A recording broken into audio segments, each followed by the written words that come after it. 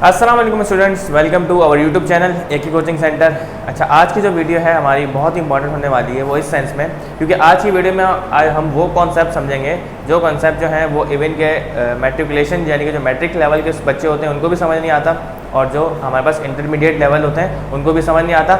सिर्फ उनको ये पता होता है कि स्पीड जो है वो रफ्तार को बोलते हैं और वेलोसिटी जो है वो ऐसी रफ्तार को बोलते हैं जिसकी जो है वो डायरेक्शन होती है। सही है, तो असल में स्पीड और वेलोसिटी का कॉन्सेप्ट जो है वो बहुत ज़्यादा इंपॉर्टेंट है और बहुत ज़्यादा सिंपल भी है देखा जाए तो। सही है, तो सबसे पहले स्पीड और वेलोसिटी को हमने आज डिस्कस करना है कि what is speed and what is velocity. सही है, तो उससे पहले आपको एक चीज़ लाजमी पता होना चाहिए और वो कॉन्सेप्ट है स्केलर और वेक्टर का। सही है, तो स्केलर और वेक्टर पे हम लोग जो है ज़्यादा लंबी बात नहीं करेंगे, ज़्यादा बात हम लोगों ने करनी है स्पीड और वेलोसिटी पे। सही है, स्केलर और वेक्टर क्या होते हैं हमारे पास?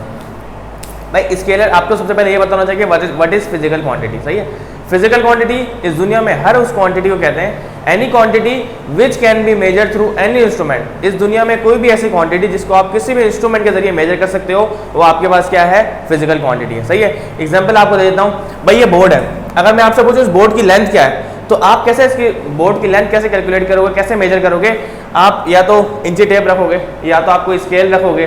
सही है, या तो आप कुछ भी मतलब मेजर करने के लिए आपके पास बहुत सारे स्केल्स होते हैं। सही है, तो आप किसी भी स्केल के जरिए इस बोर्ड को मेजर कर सकते हो। सही है, लेकिन अगर आपको मैं बोलूँ भाई क्या आपको कितना दर्द हो रहा है या आप कितने खुश हो, सही है, या आप अपने पेरेंट्स से कितनी मोहब्बत करते हो, तो वो चीज़ आप लोग मेजर नहीं कर सकते। इसका मतलब इमोशंस एंड फीलिंग्स जो होती हैं हमारे पास, emotions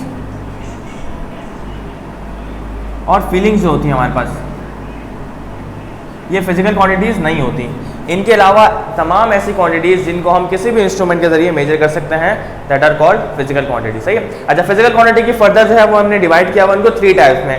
number 1 base quantities, number 2 drive quantities और नंबर 3 जो है वो सप्लीमेंट्री क्वांटिटीज़। सही है, तो हमने उसमें बाद में जाना है। पहले हम लोगों ने जो बात करनी है वो हमने करनी है स्पीड और वेलोसिटी, और स्पीड और वेलोसिटी को समझने से पहले हम लोगों ने बात करनी है स्केलर और वेक्टर की। तो इस दुनिया में हर वो फिजिकल क्वांटिटी स्केलर क्वांटिटी कहलाती है जिसको समझने के लिए, जिसको स्टडी करने के लिए हमें डायरेक्शन की ज़रूरत नहीं पड़ती। अगर डायरेक्शन की ज़रूरत आपको नहीं पड़ रही इसका मतलब आपके पास वो क्वांटिटी क्या है? स्केलर क्वांटिटी है। और अगर आपको डायरेक्शन की ज़रूरत पड़ गई मैग्नीट्यूड के साथ, अच्छा, मैग्नीट्यूड का मतलब क्या होता है? मैग्नीट्यूड का मतलब होता है तादाद या तो नंबर। सही है, फॉर एग्जाम्पल आप दुकान पर जाओगे और दुकान से आपने 5 किलो जो है वो घी ले लिया, 5 किलो घी ले लिया, 5 किलो शुगर आपने चीनी ले ली, तो ये 5 जो है ये 5 kg ये डिनोट कर रहा है आपका मैग्नीट्यूड। ये 5 kg क्या है? मैग्नीट्यूड है, क्योंकि यूनिट्स जो है आपकी, ये यूनिट्स आपको बताती हैं कि किसी भी चीज़ का मैग्नीट्यूड कितना है। अगर मैं यहाँ पे लिखूँ 5 kg और यहाँ पे लिखूँ 5 ग्राम, तो इस यूनिट ने आपको बताया कि मैग्नीट्यूड कितना है। 5 kg का मतलब होता है 5000 ग्राम, और ये हमारे पास यहाँ पे क्या है? 5 ग्राम। यानी कि ये बहुत छोटी क्वांटिटी है और ये बहुत बड़ी क्वांटिटी है। इसका मतलब आपके पास यूनिट जो है और नंबर जो है ये दोनों मिला के क्या बनता है? मैग्नीट्यूड बनता है। और डायरेक्शन जो है हम लोग उसको समझेंगे आगे वीडियो के आगे कि डायरेक्शन क्या होती है। सही है, अच्छा, तो स्केलर क्वांटिटीज क्या हो गई जिसमें डायरेक्शन की नीड नहीं पड़ती, और वेक्टर क्वांटिटीज क्या हो गई जिसमें डायरेक्शन की नीड पड़ती है।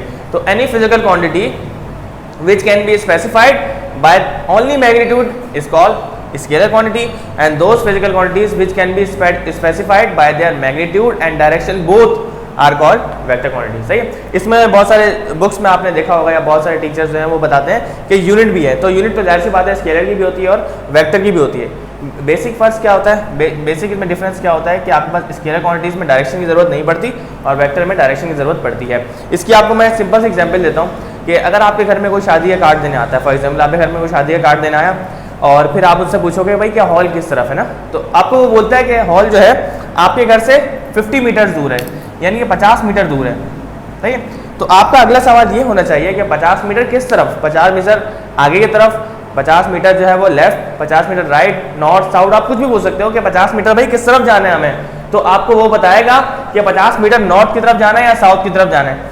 अगर तो उसको आपने बता दिया, उसने आपको बता दिया कि 50 मीटर आपको जाना है नॉर्थ की तरफ, तब ये क्वांटिटी जो है स्केलर क्वांटिटी नहीं रही, बल्कि वो क्वांटिटी क्या बन जाएगी? वेक्टर क्वांटिटी बन जाएगी। सही है, अगर मैं यहाँ पे लिखूँ 50 मीटर और यहाँ पे लिखूँ towards north, so this is called displacement. अब ये क्या बन जाएगा? डिस्प्लेसमेंट बन जाएगा। और ये आपके पास जो है ये आपके पास सिंपल क्या होगा? डिस्टेंस होगा। तो डिस्टेंस क्या होता है? डिस्टेंस ऐसी लेंथ कवर की, किसी कोई भी बॉडी ऐसी लेंथ कवर करे जिसमें आपको डायरेक्शन का नहीं पता हो, सिर्फ लेंथ पता हो, तो आप क्या बोलोगे? वो डिस्टेंस है। और डिस्प्लेसमेंट आपके पास क्या होता है, डिस्प्लेसमेंट आपके पास शॉर्टेस्ट डिस्टेंस होता है, 2 पॉइंट्स के दरम्यान जो शॉर्टेस्ट डिस्टेंस होता है ना, दैट इज कॉल्ड डिस्प्लेसमेंट। तो डिस्प्लेसमेंट शॉर्टेस्ट डिस्टेंस को बोलते हैं जो एक पर्टिकुलर डायरेक्शन में कवर किया हुआ होता है, और डिस्टेंस जो है सिर्फ कवर्ड लेंथ होती है, बॉडी ने जो पाथ कवर किया है उसको आप मेजर कर लो तो आपके पास क्या बन जाएगा, सिंपल डिस्टेंस बन जाएगा। तो स्केलर और वेक्टर में सिर्फ ये चीज़ समझने की है कि आपको स्केलर क्वांटिटीज़ क्या है जिसमें डायरेक्शन की जरूरत नहीं पड़ती, और वेक्टर क्वांटिटीज़ में डायरेक्शन की जरूरत पड़ती है, सही है। अच्छा, अब स्केलर क्वांटिटीज़ की अगर आपको मैं वर्बली कुछ एग्जाम्पल्स बताना चाहूँ तो आपके पास मास जो है, mass is a scalar quantity, density is a scalar quantity, आपके पास डिस्टेंस एक स्केलर क्वांटिटी होता है, स्पीड एक स्केलर क्वांटिटी होता है, सही है, ईटीसी। इसी तरह से वेक्टर क्वांटिटीज़ में आपके पास सबसे पहले आ जाएगी फोर्स, फोर्स की खास डायरेक्शन होती है। अब बहुत सारे लोग बोलते हैं भाई फोर्स की डायरेक्शन कैसे होती है, भाई फोर्स की डायरेक्शन इस तरह से होती है। फॉर एग्जाम्पल एक रोबोट है, उस रोबोट को आप बोलोगे कि भाई आई नीड 10 न्यूटन फोर्स, यानी कि 10 न्यूटन की फोर्स आपने लगानी है या 50 न्यूटन की फोर्स आपने लगानी है, तो उसका नेक्स्ट क्वेश्चन आपसे ये होगा कि 50 न्यूटन की फोर्स कहाँ लगानी है, भाई सामने लगानी है, पीछे लगानी है, राइट पे लगानी है, लेफ्ट पे लगानी है, किस तरफ लगानी है। तो अगर आपने उसको बताया कि 50 न्यूटन की फोर्स इस तरफ लगानी है, that is why force is a vector quantity, सही है। इसी तरह से आपका जो वेट है, अब बहुत सारे लोग बोलते हैं वेट की डायरेक्शन कहाँ होती है, भाई तो वेट की direction towards the centre of the earth होती है। कोई भी आपसे पूछे वेट की डायरेक्शन कहाँ होती है, आप बोलोगे वेट की डायरेक्शन टुवर्ड्स द अर्थ होती है। वेट की डायरेक्शन हमेशा क्या होती है, डाउनवर्ड होती है, सही है। तो ये हमारे पास बेसिक से कॉन्सेप्ट था स्केलर और वेक्टर का। असल चीज़ हमने समझनी है स्पीड एंड वेलोसिटी, सही है। तो अगर मैं आपको स्पीड समझाऊंगा तो साथ साथ आपको वेलोसिटी जो है वो खुद समझ आती रहेगी।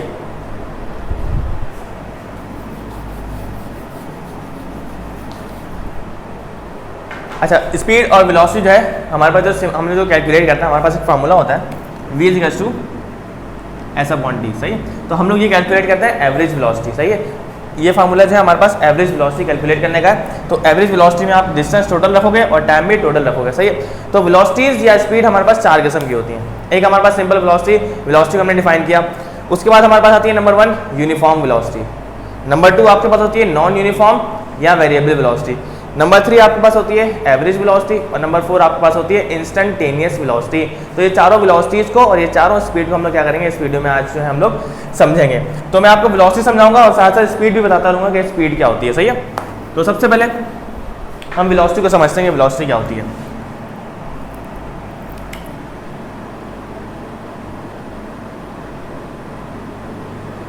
वेलोसिटी और साथ साथ में स्पीड भी लिख रहा हूँ, सही है, ताकि आपको दोनों कॉन्सेप्ट समझ आते हैं। वेलोसिटी और स्पीड क्या होती है, भाई मैं आपसे पूछूंगा किसी भी चीज़ की वेलोसिटी क्या है, किसी भी चीज़ की स्पीड क्या है, तो आप फॉरन स्टूडेंट्स हैं वो रिप्लाई देते हैं कि भाई रफ्तार को स्पीड बोलते हैं, सही है, रफ्तार को स्पीड बोलते हैं। हमें कैसे पता चलेगा किसी बॉडी की रफ्तार कितनी है, तब वो जो है ब्लैंक हो जाते हैं कि भाई रफ्तार कैसे कैलकुलेट करेंगे।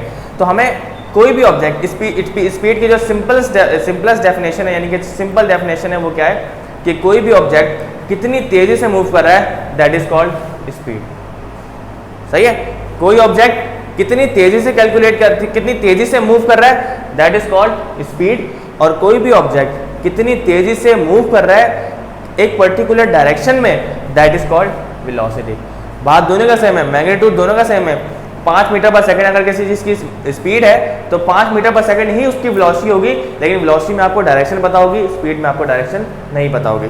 तो उसकी सिंपल डेफिनेशन अगर मैं लिखूँ यहाँ पे स्पीड या वेलोसिटी की, तो मेरे पास होगा how fast an object is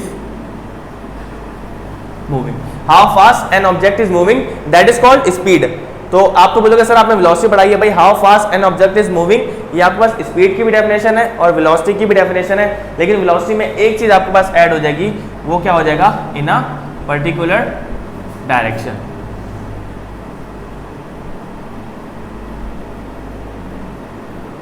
भाई कोई भी बॉडी एक पर्टिकुलर डायरेक्शन में उसकी जो स्पीड होगी, उसकी जो पर्टिकुलर डायरेक्शन में जो स्पीड होगी, दैट इज कॉल्ड वेलोसिटी। अगर आपको स्पीड को डिफाइन करना हो तो आप बोलोगे how fast an object is moving, that's it. अगर आपको वेलोसिटी को डिफाइन करना हो तो आप क्या बोलोगे, how fast an object is moving in a particular direction. कोई ऑब्जेक्ट एक पर्टिकुलर डायरेक्शन में कितनी तेजी से मूव कर रहा है, दैट इज कॉल्ड स्पीड, सही है। एक डेफिनेशन नहीं है बल्कि इसकी एक और डेफिनेशन भी होती है जो बच्चों ने रटी हुई होती है। वो डेफिनेशन क्या होती है, the rate of change in displacement is called velocity. मतलब एक बॉडी है, फॉर एग्जांपल हमारे पास कुछ पॉइंट्स है, सही है, ए टू आप डी मान लो, यहाँ पे पॉइंट आ गया बी और यहाँ पे आ गया पॉइंट सी, सही है। बॉडी ए से बी पे गई, जब बॉडी ए से बी पे गई तो बॉडी ने कोई ना कोई डिस्टेंस कवर किया, कोई ना कोई डिस्प्लेसमेंट कवर किया। अगर पर्टिकुलर डायरेक्शन है तो हम डिस्प्लेसमेंट कहेंगे, डायरेक्शन नहीं है तो हम क्या कहेंगे, डिस्टेंस कहेंगे। बॉडी ए से बी पे गई, बॉडी ने पोजीशन चेंज की और कुछ ना कुछ लेंथ कवर किया, कोई ना कोई डिस्टेंस कवर किया। फिर बी से सी पे गई, कोई ना कोई लेंथ कवर किए और कोई ना कोई उसने डिस्प्लेसमेंट कवर किया। इसी तरह सी टू डी गई, अब ये बॉडी जा रही है तो विद रिस्पेक्ट टू टाइम जा रही है। आप जब भी बात करोगे वेलोसिटी की तो या स्पीड की, आप विद रिस्पेक्ट टू टाइम बात करोगे। फॉर एग्जाम्पल मैंने सपोज किया कि ए से बी तक 1 सेकेंड है, बी से सी तक भी 1 सेकेंड है, सी टू डी तक भी क्या है 1 सेकेंड है। तो हम क्या करेंगे, हमें एवरेज वेलोसिटी अगर निकालनी है, टोटल वेलोसिटी निकालनी है, तो हम क्या करेंगे, तीनों वेलोसिटीज़ का जो है वो जितना डिस्टेंस है उसको टोटल करेंगे और जितना टाइम है उससे डिवाइड कर देंगे। लेकिन हम बात कर रहे हैं सिंपल वेलोसिटी की, तो वेलोसिटी क्या होती है आपके पास, change in displacement per unit time. Body ने कितना डिस्प्लेसमेंट कवर किया कितने टाइम में, दैट इज कॉल्ड वेलोसिटी। सही, बॉडी ने अगर 20 मीटर कवर किया है 3 सेकंड में तो वो उसकी स्पीड है। दोनों का जो आप रेशियो निकालोगे, दोनों को डिवाइड करोगे तो आपके पास क्या आ जाएगी, सिंपल वेलोसिटी आ जाएगी। फिर उसकी हम टाइप्स में पढ़ेंगे कि टोटल वेलोसिटी, एवरेज वेलोसिटी क्या होती है, यूनिफॉर्म वेलोसिटी क्या होती है, वो हम लोग उसकी टाइप्स में पढ़ेंगे। सही है, तो how fast an object is moving, ये एक डेफिनेशन हो गई। उसके बाद the rate of change in displacement is called velocity. सही है, अब मैंने आपको वेलोसिटी की डेफिनेशन लिखवाई है, तो अगर आपको स्पीड की डेफिनेशन लिखनी हो तो आप क्या करोगे, the rate of change in displacement की जगह आप काट के क्या लिख दोगे, डिस्टेंस। सही है, क्योंकि डिस्टेंस जो है एक स्केलर क्वांटिटी है और आपके पास स्पीड भी क्या है, स्केलर क्वांटिटी है। अगर आपको स्पीड को डिफाइन करना होगा तो आप डिस्टेंस लिखोगे, वेलोसिटी को डिफाइन करना होगा तो आप क्या लिखोगे, डिस्प्लेसमेंट लिखोगे। सही है, अच्छा एक चीज़ हो गई, यहाँ पे एक वर्ड आ रहा है रेट का। रेट का वर्ड बच्चों को अक्सर जो है वो कंफ्यूज करता है कि भाई रेट के मीनिंग क्या है। तो भाई जहाँ भी वर्ड आप देखो ना रेट का, जहाँ भी वर्ड आप देखो फिजिक्स में रेट आ रहा है तो उसका मतलब होता है विद रिस्पेक्ट टू टाइम बात हो रही है। सही है, विद रिस्पेक्ट टू टाइम बात हो रही है। आपको अगर मैं सिंपल डेफिनेशन दूँ, सिंपल एक्सप्लेनेशन दूँ कि ये मार्कर जो है, अगर मैं पूछूँ भाई इस मार्कर का रेट क्या है, तो कोई बच्चा बोल देगा सर 100 रुपये, या कोई बोल देगा 60 रुपये। सही है, तो फॉर एग्जाम्पल इस मार्कर का रेट है 60 रुपये, तो इस मार्कर का रेट 60 रुपये है। इसका मतलब ये है कि इस मार्कर की जो अभी कॉस्ट है वो क्या है, 60 रुपीज़। लेकिन फॉर एग्जाम्पल 1 महीने बाद इसका रेट जो है वो मे बी 100 रुपये हो, मे बी 120 रुपये हो, मे बी 150 रुपये हो। तो इस मार्कर का जो अभी रेट है ना, एट द टाइम जो उसका रेट है, इसकी जो प्राइस है, इसकी जो कीमत है, जो उसकी कॉस्ट है, दैट इज कॉल्ड रेट। तो जब भी वर्ड रेट आ जाएगा तो आप समझ जाना कि विद रिस्पेक्ट टू टाइम बात हो रही है। तो इसकी एक और डेफिनेशन यही बनेगी, इसकी थर्ड डेफिनेशन यही बनेगी। एक तो हमारे पास हो गई how fast an object is moving, number 2 हो गई the rate of change in displacement is called velocity, और तीसरी बनेगी displacement covered by a body पर यूनिट टाइम। सही है, किसी भी बॉडी ने कितना डिस्प्लेसमेंट कवर किया और कितने टाइम में कवर किया, दैट इज कॉल्ड स्पीड। भाई हम रोड पे जा रहे हैं, फॉर एग्जाम्पल हम जा रहे हैं कायदाबाद से सदर की तरफ। सही है, तो हम सदर की तरफ जा रहे हैं, इसका मतलब ये तो नहीं है कि हम लोग एक ही वेलोसिटी से एक ही स्पीड से जा रहे होंगे। तो वेलोसिटी क्या होती है कि कोई भी बॉडी कितना डिस्टेंस कितने टाइम में कवर कर रही है। अगर वो कम डिस्टेंस ज़्यादा टाइम में कवर कर रही है, इसका मतलब है उस बॉडी की वेलोसिटी बहुत कम है। और वही जो बॉडी है वो अगर कम टाइम में ज़्यादा डिस्टेंस कवर कर रही है, ज़्यादा डिस्प्लेसमेंट कवर कर रही है, तब हम कह सकते हैं वो बॉडी जो है वो तेज़ी से ट्रैवल कर रही है, यानी कि उसकी वेलोसिटी और उसकी स्पीड क्या है, ज़्यादा है। सही है, तो डिस्टेंस और टाइम को जो आपस में रिलेशन है that is called velocity. Come distance होगा, ज़्यादा टाइम होगा तो वेलोसिटी कम, कम टाइम ज़्यादा डिस्प्लेसमेंट, दैट इज कॉल्ड ज़्यादा वेलोसिटी। सही है, तो वेलोसिटी तब ज़्यादा होगी जब टाइम हमारे पास कम होगा। तो टाइम यानी कि डिवाइड हो रहा है तो उसका मतलब टाइम कम ही होना चाहिए। तो उसके बाद आपका सिंपल फॉर्मूला बन जाएगा, जहाँ भी वर्ड रेट आ जाए इसका मतलब टाइम जो है विद रिस्पेक्ट टू टाइम बात हो रही है, तो टाइम आपके पास आ गया नीचे। सही है, अच्छा उसके बाद बात हो रही है हमारे पास the rate of change in displacement. जहाँ वर्ड आ जाए चेंज का, तो चेंज का वर्ड जहाँ भी आ जाए तो आप यूज़ करोगे डेल्टा। चेंज का वर्ड भले आपके पास मैकेनिक्स में आ जाए, भले आपके पास हीट में आ जाए, या भले आपके पास मोशन में आ जाए, चेंज के लिए आप वर्ड यूज़ करोगे डेल्टा। और अगर मैथ्स में आपके पास आ जाए ये वर्ड तो मैथ में इसको हम बोलते हैं सिमेट्रिक डिफरेंस। तो डेल्टा चेंज आ किसमें रहा है भाई, चेंज आ रहा है डिस्प्लेसमेंट में। तो डिस्प्लेसमेंट को आप एस से भी डिनोट कर सकते हो और डिस्प्लेसमेंट को आप डी से भी डिनोट कर सकते हो। सही है, तो अगर आप डिनोट कर रहे हो डिस्प्लेसमेंट को, displacement is a vector quantity, तो वेक्टर को लिखने का तरीका क्या होता है कि उसके ऊपर आप एरो लगाओगे। और स्केलर क्वांटिटी का लिखने का तरीका क्या होता है, आप उस पर एरो नहीं लगाओगे।